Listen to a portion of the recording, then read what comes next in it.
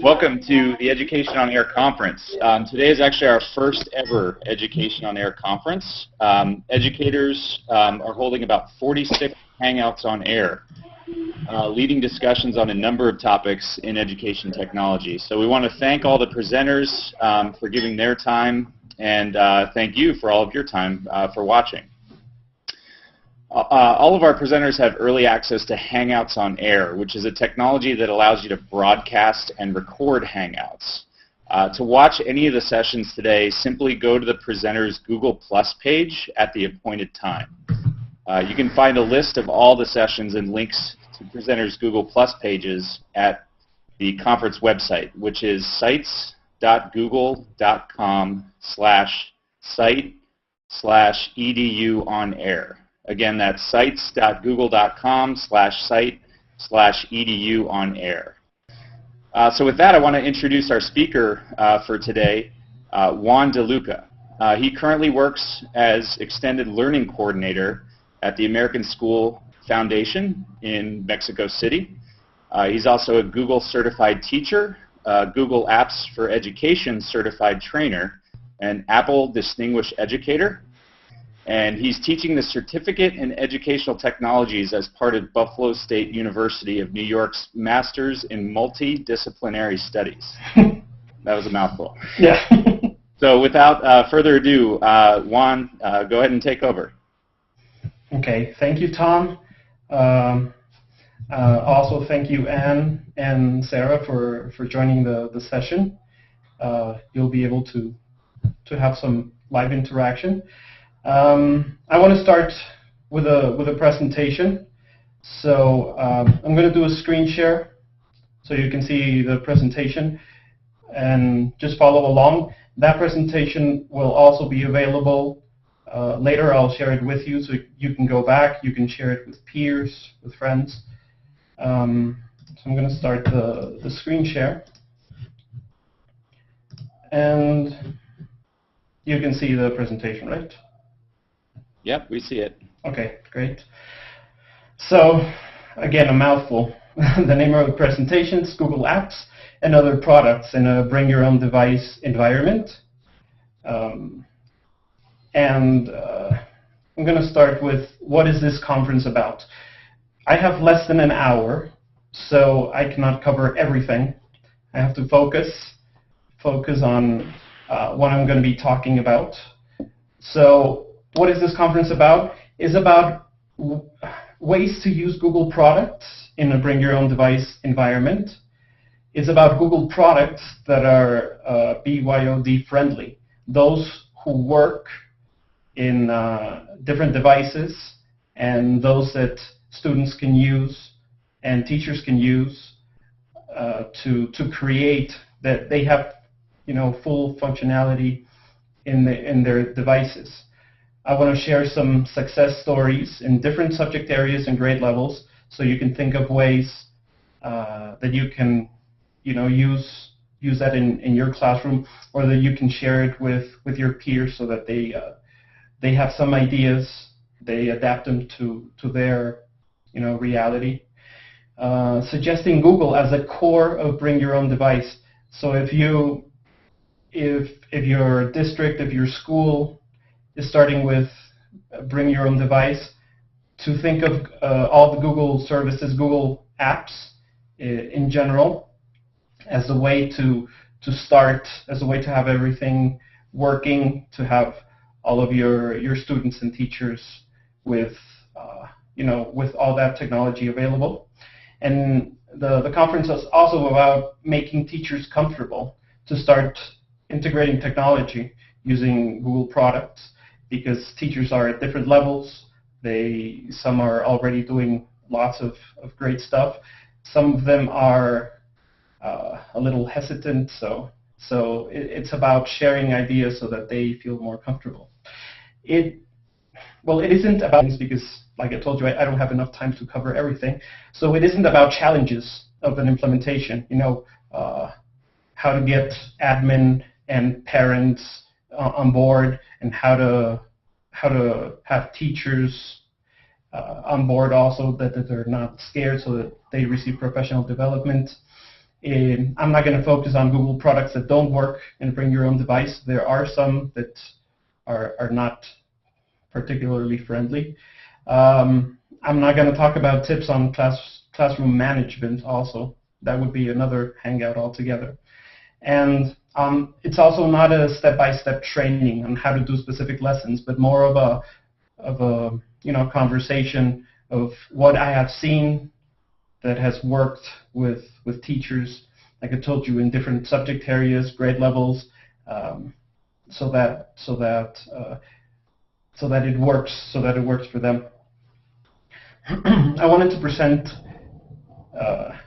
this Venn diagram that I called the Google Bring Your Own Device Friendly Zone, and there's tons of Google services and products, and I separated them into the Google Apps for Education and then other products and services.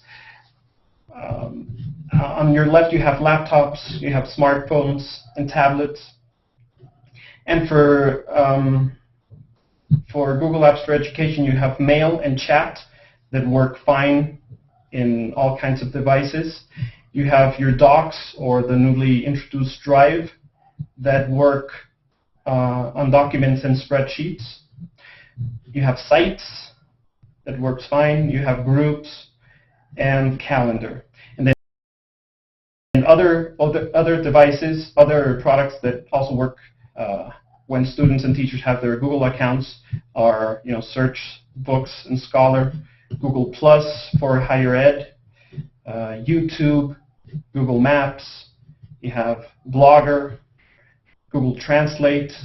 Again, Groups could be within your domain or outside your domain that you're sharing with groups. Google Moderator, that's probably one of the most underrated Google services, and Google Earth.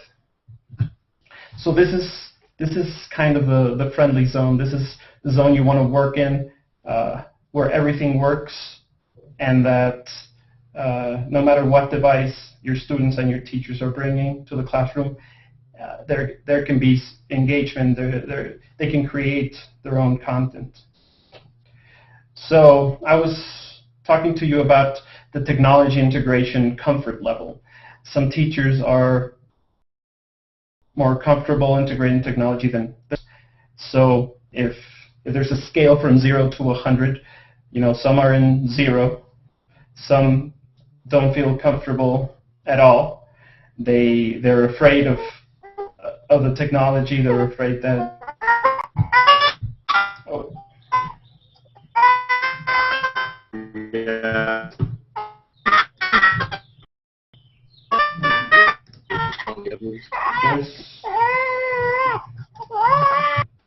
Okay. You can hear me now, right? There was a bit of an audio problem there. Can you hear me now? Yep. Yeah, I can hear you. I think we're okay. Okay. So I was telling you, different teachers have, they feel comfortable with technology at different levels. So some are they're not ready to integrate technology at all. Some are at between 0 and 25%, if there's 100%, where they can start doing search, email, viewing videos in YouTube. Some are a little more advanced, so they're doing that plus research. They're doing collaboration in docs. They're doing travel with Google Earth and Maps, scheduling. Some are already communicating with the world, extending their classroom outside their walls. They're debating. They're using Google services to debate. And at the end, you have people who are very, very comfortable, who have done it perhaps for some years, and they're having their students create and share original content with the world. so that's more or less the focus. So for the people at the beginning, where they're getting their feet wet, they might be using mail and chat. I thought that from what I've seen, bring your own device environment, I've seen it work from more or less 4th grade to higher ed. I haven't seen it, before that, because perhaps students become, more responsible at that age. So starting with getting their feet wet, teachers can, start communicating with parents, sending homework announcements, bulletins, newsletters, and among students where they're chatting in and outside the classroom. So some examples, I'm going to share a couple examples. A few years ago, when we had our H1N1 influenza crisis, they had to shut down the schools. So teachers and students were still, engaging in lessons, and they were still learning. They were still participating with mail, with chat. So school didn't close for them. So that was an opportunity to keep on learning and to feel another type of learning. It's not face to face. Some have never experienced that before, and that was really exciting. And in general, keeping open communication with parents asking questions, with students when they're doing their homework at home, because to me, bring your own devices to the school, but then they can be checking their homework on the way home. They can be asking questions. Those who have a 3G or a 4G connection, they're connected anytime, anywhere. So the conversation, continues. So other tools for getting your feet wet for those who are starting. You can use, for example, Google search and YouTube as reference for looking up data, information, and facts. You could be doing any kind of lesson and have students, if they need to research something really quickly, if they need to look up some information, a year, a name, that they have that available in their hands. So some examples, for example, if a 6th grade class is doing an awareness poster on washing your hands, so students can be preparing a poster, and they're talking about the importance of washing hands, and they could be looking in their devices for data on all the bugs. If you don't wash your hands, all the filthy places and the filthy things you might be touching all day long, you're not even noticing, like keyboards, especially in those places where you share computers. So they could be, not doing their project in the device. They could be physically, creating a project, but looking up, references and information. And, for example, looking up definitions for spelling words. So if you're introducing the spelling words of the week, they could be using their devices to look for definitions, to look for definitions in different dictionaries, to see the different approaches to the words. So it's you don't need the dictionaries from the physical dictionaries. You can look them up, and it'll be quicker. They'll have more resources to choose from. Then, teachers that are feeling more comfortable, they're knee-deep, so they're getting slowly in the water. They can start doing research, And the difference between this and just using it as a reference is that research is, more formal when they're doing a project, that they have to gather information from reliable sources, from the web, from search, from Google Books, from Google Scholar that is already filtered, and you can find reliable information and YouTube videos on the regular YouTube, or on the Edu.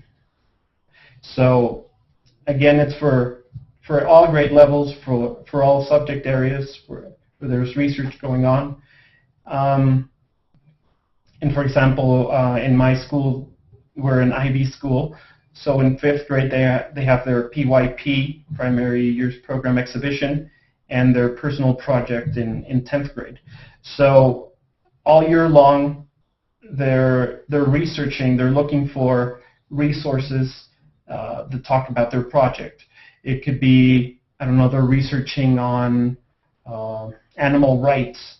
So if they have their devices available, they're looking for reliable sources, they're organizing them, and they have that information whenever they need it, because they could be in any class, and a conversation, is going on about. There's debate in the group because they're working together. So anybody can look for resources, and for example, a volcanoes project where they're researching about volcanoes in 4th grade and the impact it has impact volcanoes have in towns nearby. And this can be just any research project where the students have the devices available, and it can be going on for days or weeks or months. Another tool you can use is Docs. Like I said, Google Docs, documents and spreadsheets work fine in all devices, in smartphones, tablets, and laptops. And this could be used for peer editing, for group work in any subject area. So, for example, if students are writing book reports, instead of giving the teacher their first draft and then the teacher reviewing it and marking it in red, marking spelling mistakes and all kinds of comments, they could have their peers review the book report before finally turning it in to the teacher, and that could be available anytime, anywhere. And there's a cool project that they do in 7th grade physics, where they have cars going down ramps, so they have to measure the distance, speed, all kinds of data, so that what they do is they are gathering information, putting them on a spreadsheet, so that they afterwards can make charts. So as a group, as a team, they are all gathering information, comments, and instead of writing notes, they're already putting all their information so that they can easily then like I said, have charts, and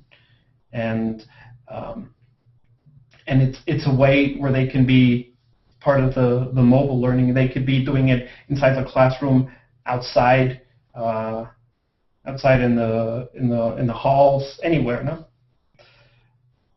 And another thing they could be doing is traveling virtually in all subject areas. And you have really powerful tools like Google Maps and Google Earth.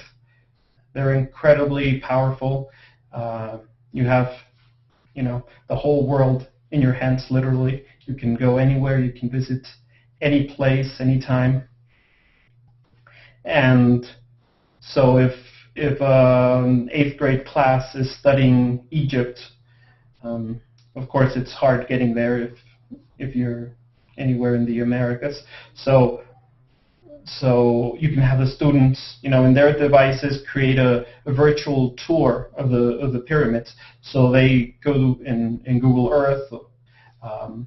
They go around. They take pictures with their device, and then share a slideshow with their peers and with their parents. So it's a way that's more meaningful because they're actually, going there. And they get really excited when that happens. Math teachers often complain that they don't have enough technology projects in math because math has always been taught the same way. But they could use Google Maps to do real word problems. So if you have a written word problem that says, John went from New York to Boston in car, and he took, I don't know how many hours in a car, so how many miles an hour did he go? Well, using Google Maps, you could actually measure the distance and make that more meaningful, make that a problem that they can see, that they can feel, that they can understand. Another cool thing you can do is, in Google Earth, look for geometrical shapes, 2D or 3D shapes. Students learning, the 3D shapes and looking for buildings or pyramids, and finding those, taking pictures of those. That's more exciting than giving them a worksheet where they see the cylinder and the pyramid. So more examples of teachers implementing some technology, bring your own device, scheduling, where this could be the teachers, this could be the students, organizing important dates like assignments, presentations, field trips, all that kind of stuff. And for example, if students who are doing some project, they have mentors, they can schedule their meetings and they become more organized. There's a lot of students. We have a special ed program, and they work with organizing their time. So they under Google Calendars, they have to fill them up with going to English class and then to science and all the classes in school, and then taking the bus and then coming back home and then doing homework from 5:30 to 7, and then take the afternoon class, the karate class, or but it's helping them stay organized, and especially students who have difficulty getting on task. If they have their mobile device reminding them, hey, you have to turn in this project by tomorrow. So this is the allotted time, 1 hour that you're going to invest in your project. So it really helps them. And now some teachers are already swimming in the BYOD pond, and they're communicating with the world.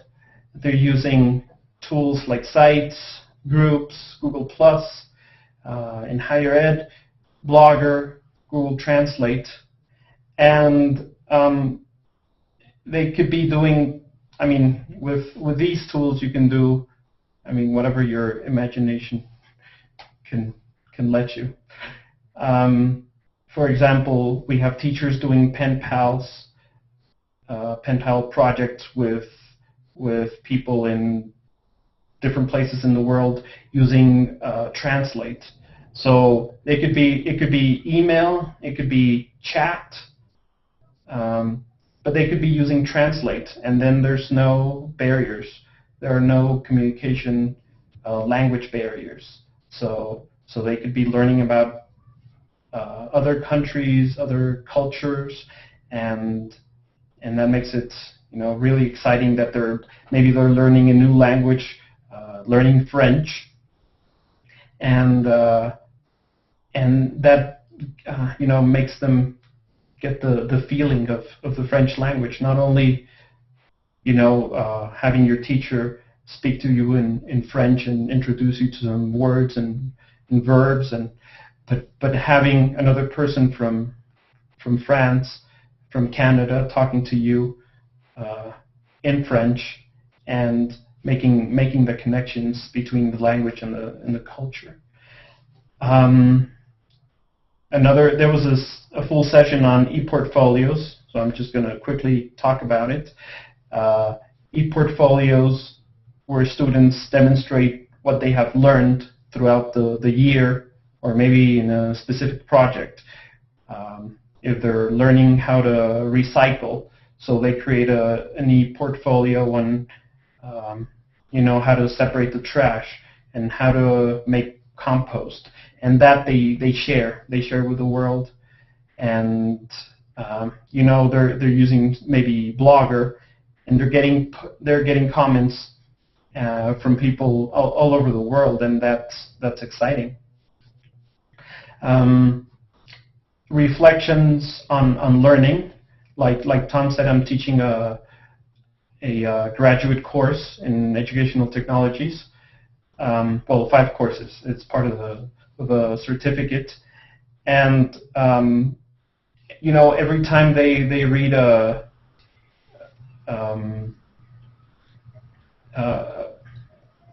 article, or they look at a video, they write their reflection on the blog.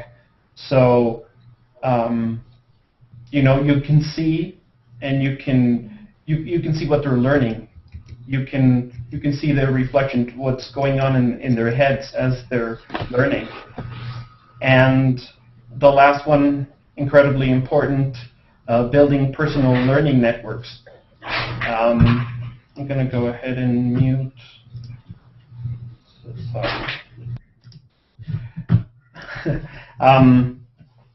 Personal learning networks. Also, I'm teaching in the class, use Google+, use Twitter. This is not about Twitter because it's not part of Google, but it's about building your personal learning networks and, looking at articles and blog posts that you have, a connection with. Maybe you're interested in math because you're a math teacher. Then you follow people who are posting about math. So you have, a learning environment going on all day.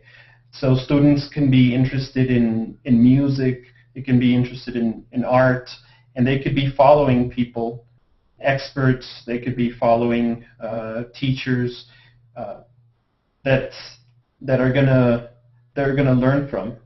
So using personal learning networks and having it available all the time is an incredible learning opportunity.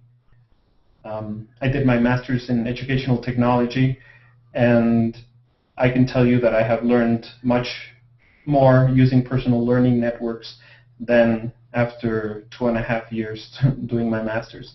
So it's incredibly powerful. Now, teachers who are swimming, they can use Google Moderator. Like I told you, it's an underused Google product, and it's incredibly powerful. I hope it doesn't disappear because people are not talking too much about it. But for example, I have seen and I have done projects with having class elections. So now that the elections are going on in the States, actually also in Mexico, You can separate the class in two, have the Republicans and the Democrats, have them create a YouTube video and debate on that video, and the rest of the class will be voting on, who's making the better points, who's being more convincing. And you can actually vote. You can use it for Model UN, for example. So you're also debating about, issues on world hunger and, all kinds of world issues, and having the students debate and vote on solutions. So if they find a really good solution, they can, sort of like in Google where you +1, they can +1 a comment, and that'll be the most popular. So they're voting for solutions, and they could be doing that in the classroom and outside. Some teachers are the most advanced. They're already scuba diving. So they're using some of the same tools, but to create and share original content. So, in previous slides I show you maybe some students sharing the reflections on their blog, but here they're creating something original. They're creating something that has more meaning, and that they're affecting their community. They're trying to help make this a better world. And for example, students, if they're interested in ceramics, they could take pictures of their artwork and share that in Blogger. Or they could use their devices to take video of each other, or to create a how-to video. So how to create compost. Again, they can show a video on how to mix and what to do, the steps to create compost. And that is something that they're trying to help their community. They're trying to make this a better world. So in creating and sharing original content, they're going beyond what happens in their classroom, and they're sharing why their education is meaningful. So to conclude, if you're thinking of implementing, or you already have a bring your own device environment, use Google as your core, as your center. It'll help you, stay organized. It'll help you communicate. It'll help you collaborate. So if you're thinking about bring your own device environment for your district, for your school, I think the easiest way, the safest way, start with Google tools. There's a bunch of other tools that can be later integrated, but if you have Google as your core, then it'll make, like I said, collaboration. It'll make communication a lot easier. So I'm going to go back and stop the screen share, and then we can start with the questions, Tom. Great. Thank you so much, Juan. That was a lot of great examples. So maybe what we can do first is we have a few people here. It looks like Anne's been having some connection trouble, but we have some people in the Hangout here who have been invited kind of as a panel. So maybe we can first pose any questions to you guys. Maybe when you pose your question, just introduce yourself and maybe what school or school district you're with, so everyone has some context.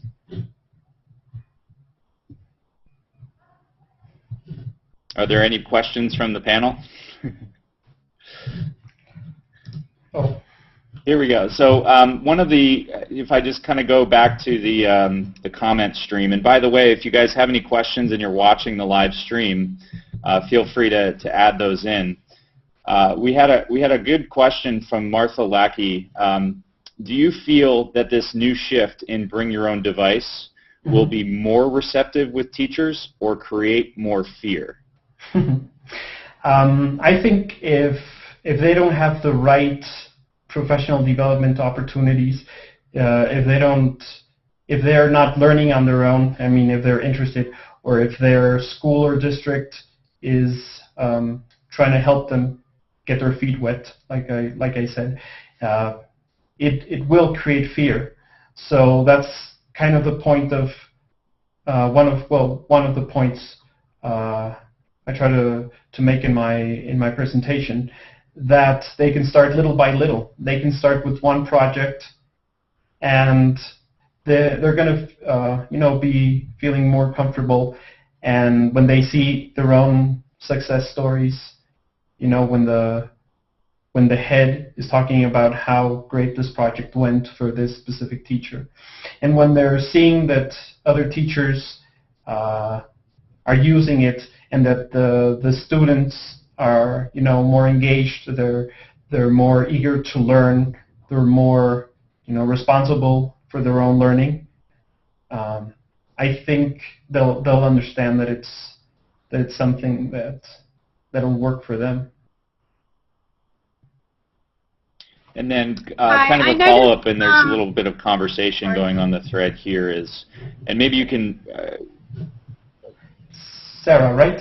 Yeah. Go ahead. Go ahead, I'm Sarah. sorry, my connection may be a little behind because I'm wireless. I'm actually at home. But I noticed on your slides that you said 4 through 12. So in the schools where you've implemented this, is it 4th grade through 12th grade that you have the BYOD? Yeah, that's where I've seen it. I have seen some 1st, 2nd, and 3rd grade teachers, because we have the connectivity everywhere. So we have the wireless available all over the place. So I have seen 1st, 2nd, and 3rd grade teachers sending letters to parents asking them, can you have the students bring their own device?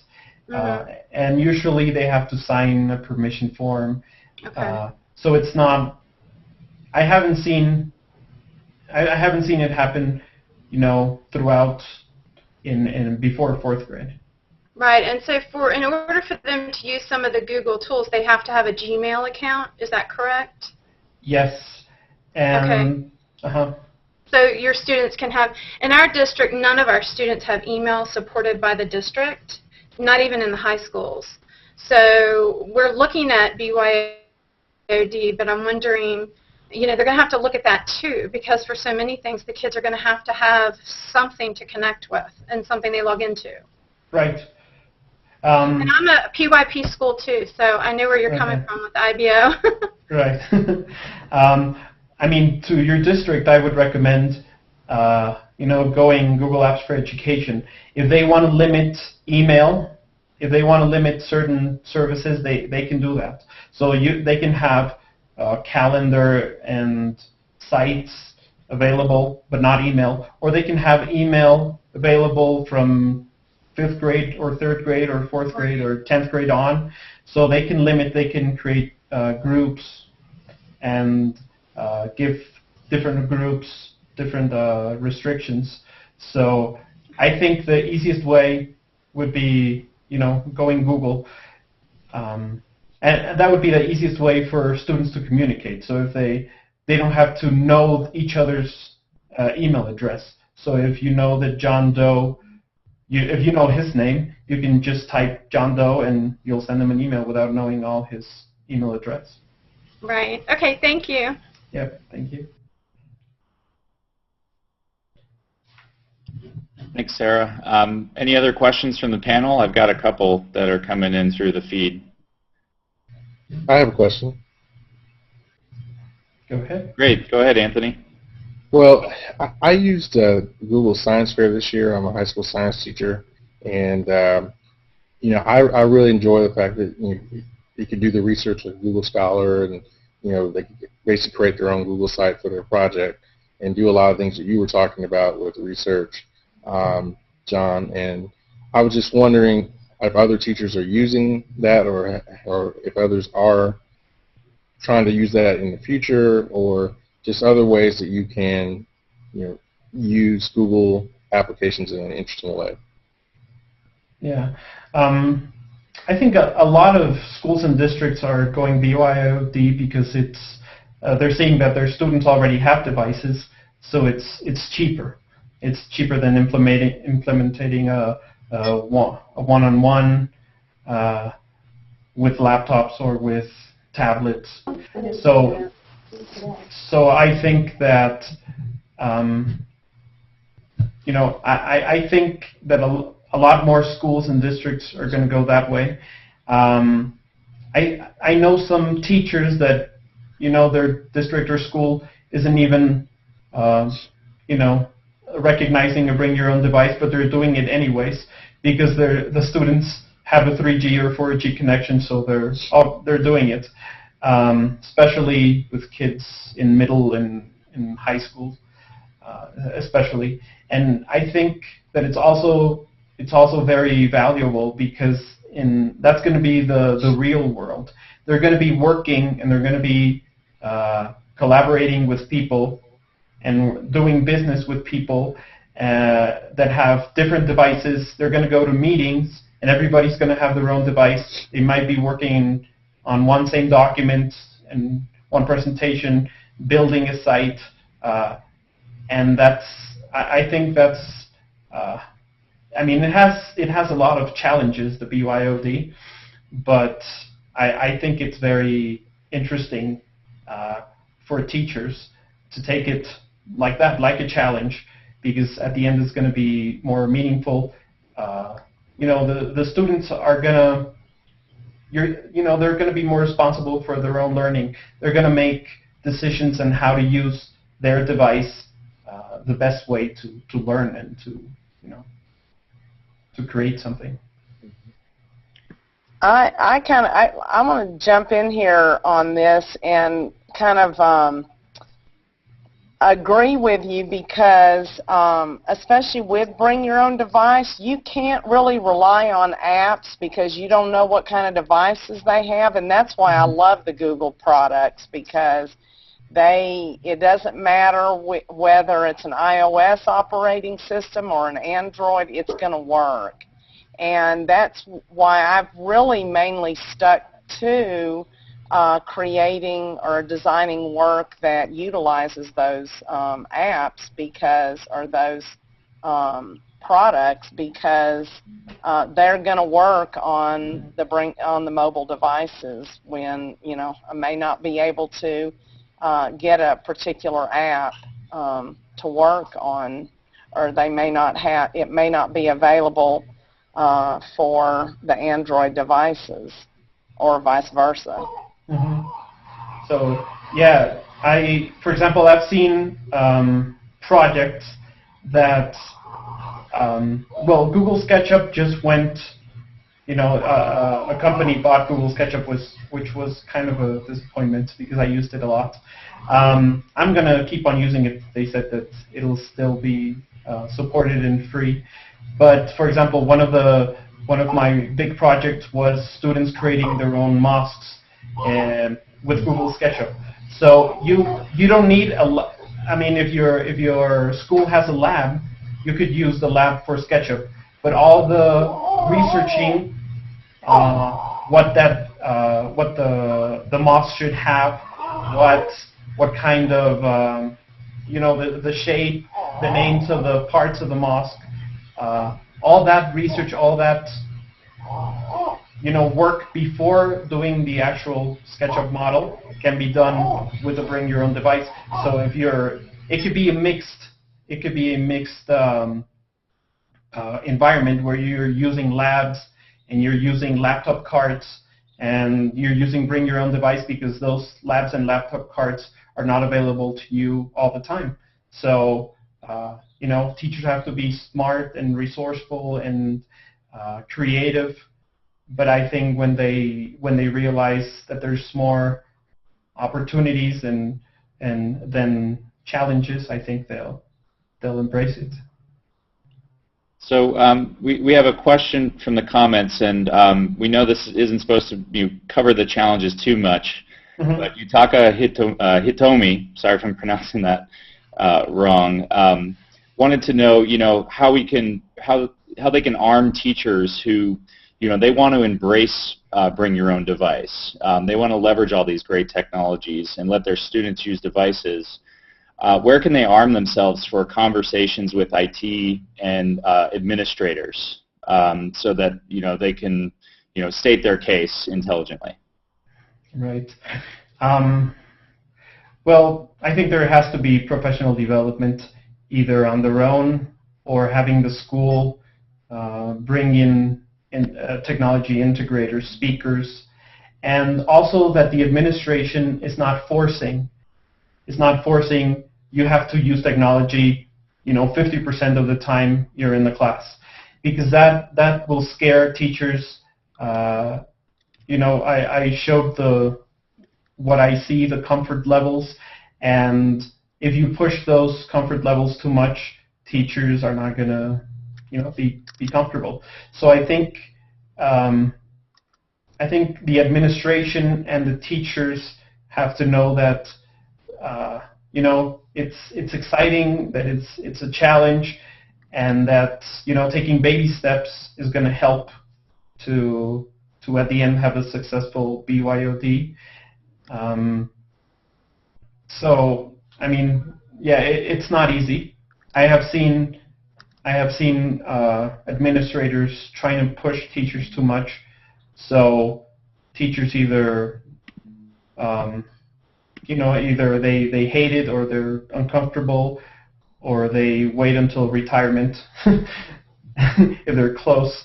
So I think that if they're watching streams like this, if they're looking for when they have their meetings, showing videos on success stories on technology integration projects, that will help them see and realize that it helps. Seeing other classes really engaged. If you see that your classroom is bored because you're teaching something that you think is boring, and the students will too, and looking at examples of how other teachers are teaching that creatively, that helps. So, and usually having a few people, what I call the sparks, having people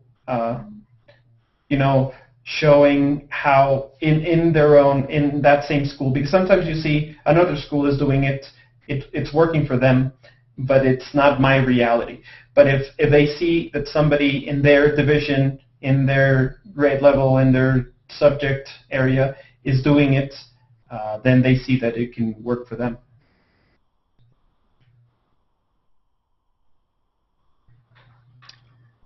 Great. So we've got about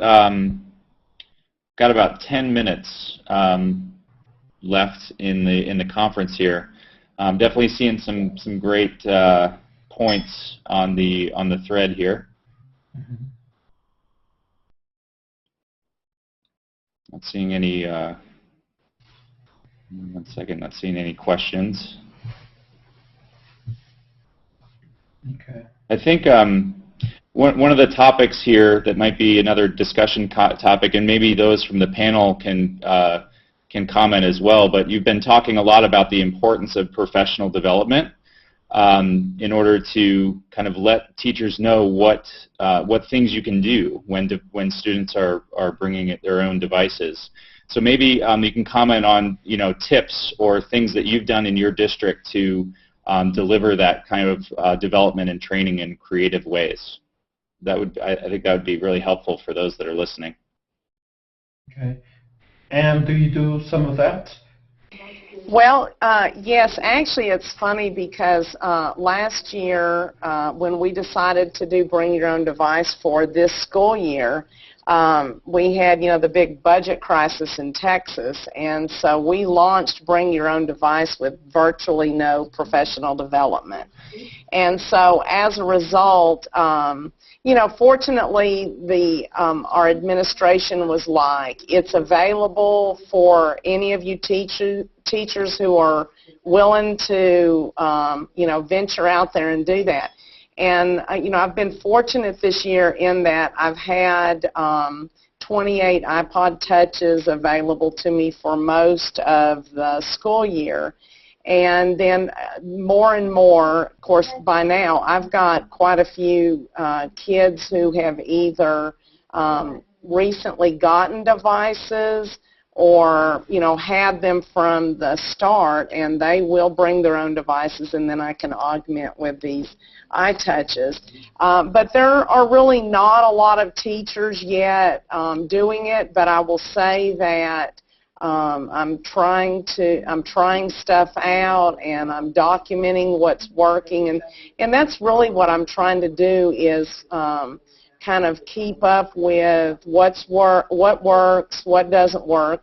My students are providing a lot of feedback, and I'm frequently, usually through the use of Google Forms, having them evaluate different activities and different things that we're doing, and they've been really instrumental in helping me figure out what works best and what we need to scrap as far as that wasn't quite as good.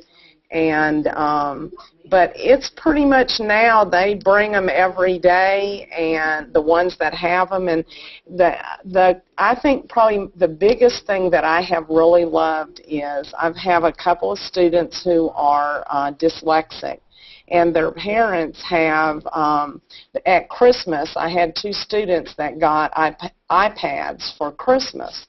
And they were actually they were students that got a copy of the class notes and, always had extra stuff. And I post everything on my class calendar. And they actually started flipping my classroom and getting the notes done and having the notes done before they even got to class. And they were the ones that really spearheaded my flipped movement in my classroom so that they could be more actively participating in the storytelling and stuff that we were doing, because I have a social studies class. So, I've seen some really cool things that have happened this year, but that's one of the things. Oh. I knew she was having connection issues before. Yeah. Definitely some great stories there. And to kind of go off of that, we had a question from Darren King. Since we're on the topic of this, you talk about how Google Apps is really can be the hub to bring your own device with all different types. We wanted to talk a little bit more about how you can promote that use of Google Apps to administrators in IT. Yeah, no, that's a hard conversation, but right? oh yeah,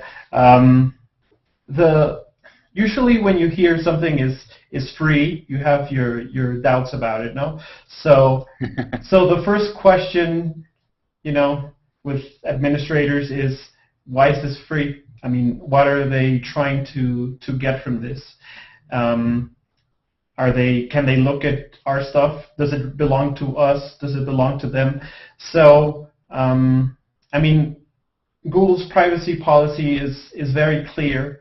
So, it's presenting them. It's, taking them to the official Google Apps for Education site. I have some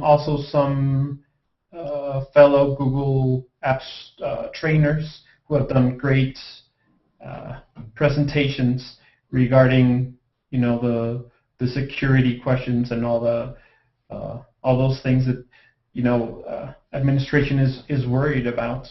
And I've had the opportunity and did also to meet some of the Google people, and they're real people, and they have only a few people working in the education part, but they're incredibly, they're honest, they're engaged, they're promoting the educational side, and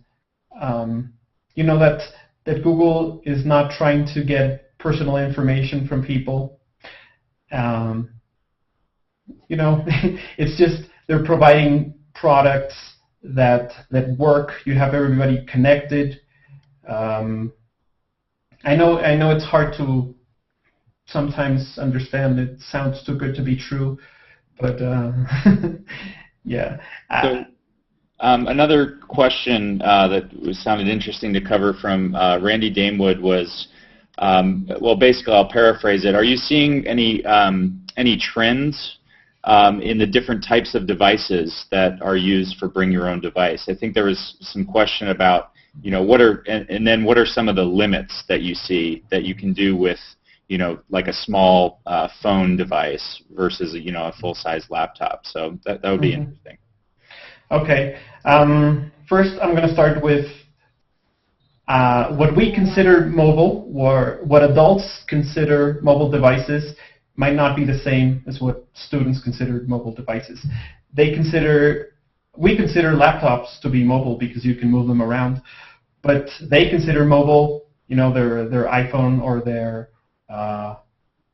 Android smartphone or their tablet. That's what they consider mobile. So they, or their BlackBerry. So they have learned to work with smaller screens. They have learned to type, 60 words a minute with their smartphone, and that's incredible. That's something that right now as adults we might not get there, even if we practice 10 hours a day. So some of the limitations we see is only for us. They don't see them as such. So they're used to working in a small screen and creating incredible things, there.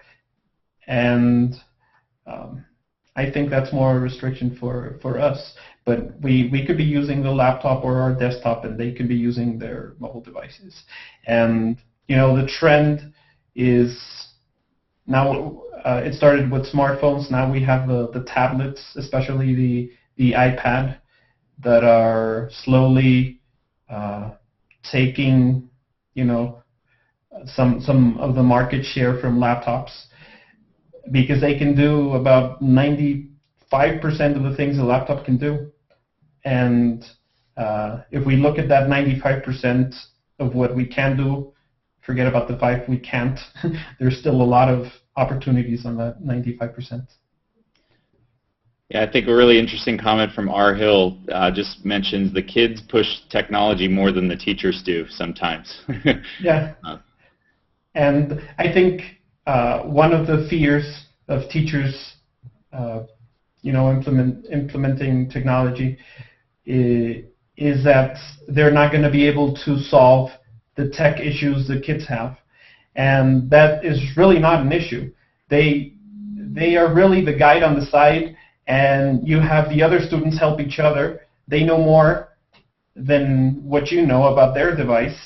So it's also, Anna's laughing because, and teachers have to learn to laugh that they are, they're more knowledgeable than their kids in, most areas, not in technology, and that's fine, because they can troubleshoot their own devices, they can help each other, and you don't need to be the expert in every operating system in every device. You just have to be the guide on the side, the coach, the mentor, guiding them to learning, because teachers do know more about how to learn. That's what they studied. That's what they studied for. So try to feel that role, that they're not the holders of all knowledge, because Google knows more than they do. So in their hands, students have more information than any person can hold in their heads. Great. Well, we've reached our end of the session here, so we want to thank Juan De Luca for leading a really great, really interesting session here today. Thanks everyone for on the panel for joining. It was definitely really helpful for the conversation. And thanks everyone on the live stream. A lot of really interesting ideas and conversation going on, and hopefully you all get a chance to connect and keep discussing this on your own. Thank you. Thank you, everyone. It was fun. Thanks, Juan. Thank you, Juan. And thank you, Sarah. All right. Bye-bye. Great to see you. Bye. Bye.